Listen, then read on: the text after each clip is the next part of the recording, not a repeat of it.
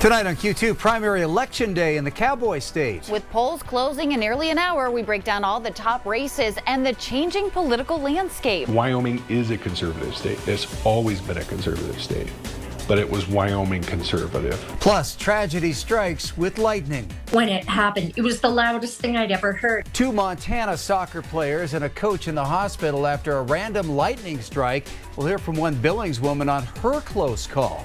And no food at school. I decided, okay, we've got to make sure that these kids have food. As Big Timber students head back to the classroom, they'll not be served breakfast or lunch. We'll tell you why. The MTN 530 news starts right now. From Montana's news leader, this is the MTN 530 news. Well, good evening, everyone. Thanks for joining us tonight. I'm Russ Riesinger. Andrea will join us in just a moment. Our top story tonight, primary election day in Wyoming. Those polls close at 7 o'clock tonight, with Cowboy State residents voting on a number of important races, including Senator John Barrasso running for re-election, along with Wyoming's lone United States representative, Harriet Hageman. And this election cycle comes with a growing divide in the Wyoming political landscape. Here's our Haley Monaco. Which party is elected isn't really a question when it comes to Wyoming elections, which is widely considered one of the reddest states in the union.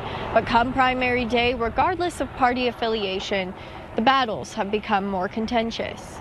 It's hotter than it used to be. In a state with Republicans going head-to-head in nearly every race, it's common to see heated debates over who is more conservative. There's almost no ground here left, except I'm more Republican than you.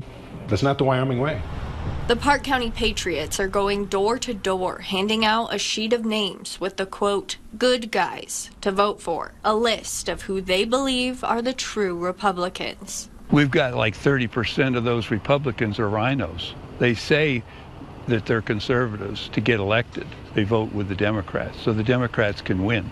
Longtime Cody resident Mary Keller compares the battles of rhinos, Republicans in name only, and true to the core conservatives to the nightly rodeos held throughout the summer in the town. It's not your first rodeo. This election is not our first rodeo.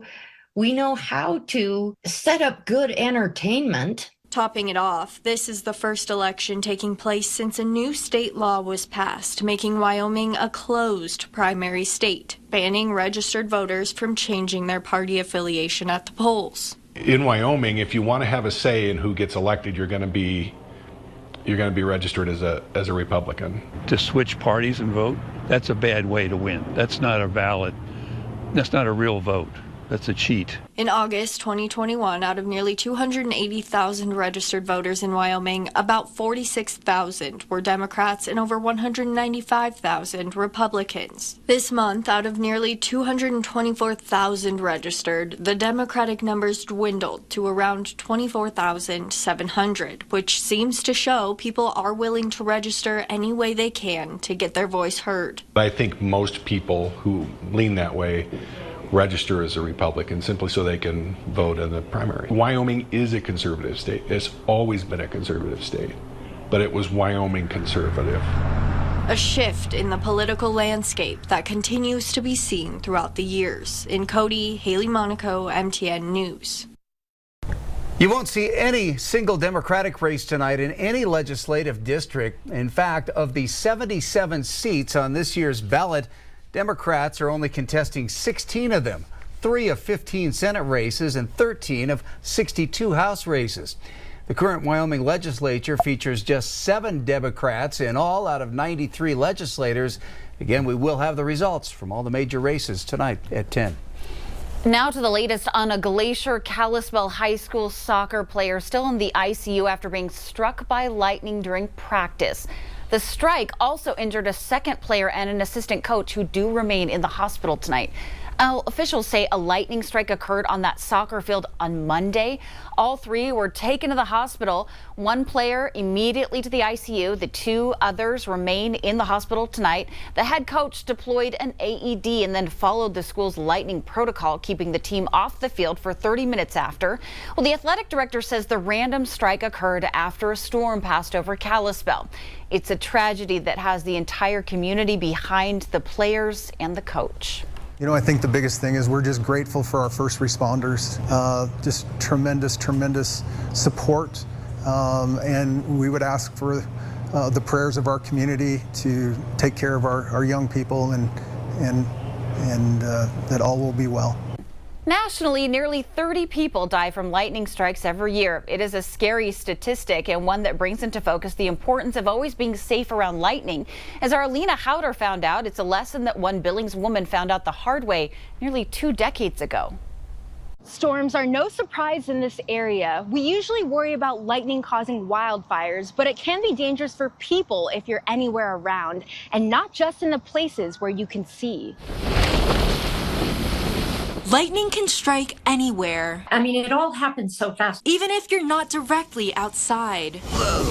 I had sort of an indirect lightning strike, but it felt direct. That's what happened to Liz Fulton 20 years ago in her Billings home on Gregory Drive. Lightning struck the tree right in my front yard, just a few feet from the front porch. When she went to flip on her porch light to coax her cat inside. So when lightning came down through the tree, it arced back through me into the house through the switch. The impact from that strike threw her against a wall. And I kind of jumped up off the floor thinking that I would be missing an arm, because that was the sensation I had, was this hot, extreme heat coming through my arm. And I looked down and I thought, well, I'm okay. Thankfully, Liz lived to tell the tale, but it's one that's more common than you think. On average, there's about 27 fatalities per year nationally due to lightning. Billings National Weather Service meteorologist John Wettenkamp says that nearly 200 injuries are reported yearly because of lightning strikes. It's important to know that if you can hear thunder, though, the thunderstorm is close enough to produce lightning that can strike you. The safest place to be in a thunderstorm is inside a building or a hardtop vehicle with the windows up, as long as you're mindful. Lightning can travel through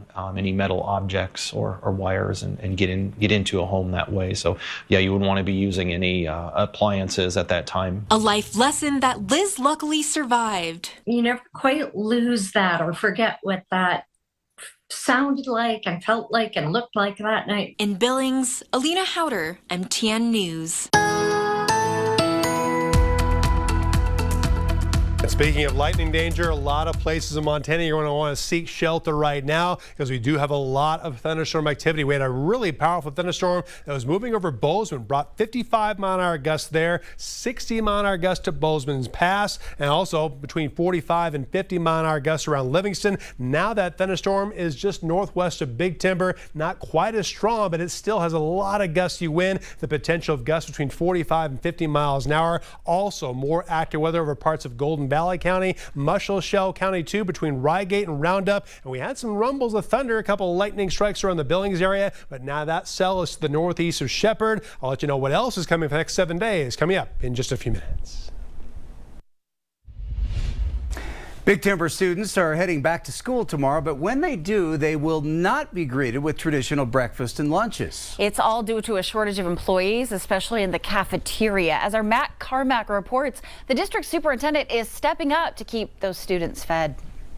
Sweetgrass High School will be opening their doors for a new school year on Wednesday. However, this year is a little bit different than most, as all high schoolers will be responsible for providing their own breakfast and lunch until a new kitchen staff is hired.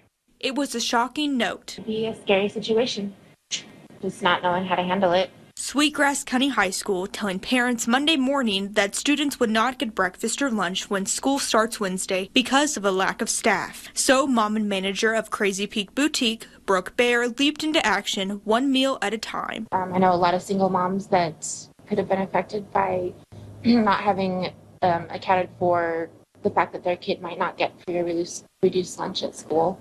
Brooke's mom, Susan Metcalf, is the county superintendent of the district. And that's where I decided, okay, we've got to make sure that these kids have food. The two decided to use their half boutique, half restaurant to make hot lunches for the school. They say that parents can either order a lunch and pick it up before school, or it can be hand delivered at lunchtime. For those types of situations, we thought if we can help, at least until they can get someone qualified and hired to do this, then. It's not a new issue. Sweetgrass County High School has been unable to retain a full kitchen staff for the past few years. And it just got to the point where we only had the one person, our head cook. Fortunately, we were able to finish the school year out. The issue became a crisis when their main cook resigned last Friday, giving the school district less than a week to find a full kitchen staff. And although we've been advertising and trying to reach out to people about our needs, nobody applied. It's not that we don't have money for a lunch program. We don't have personnel for a lunch program. The district is looking to hire 3 cooks. For now, the town has really come together to make sure these kids get fed. Many businesses and individuals are just really stepping up because it is a really giving community and people really care about the kids. In Big Timber, Matt Carmack, MTN News. Still ahead on the MTN 530 News on Q2, racing against the clock. An Eastern Montana barrel racer has fought through multiple health challenges and is now back competing. That story is next. And later, a free fare. Montana Fare can cost families upwards of $100. But one Billings man and former fare consultant says it doesn't have to be that way. We'll explain in just a bit.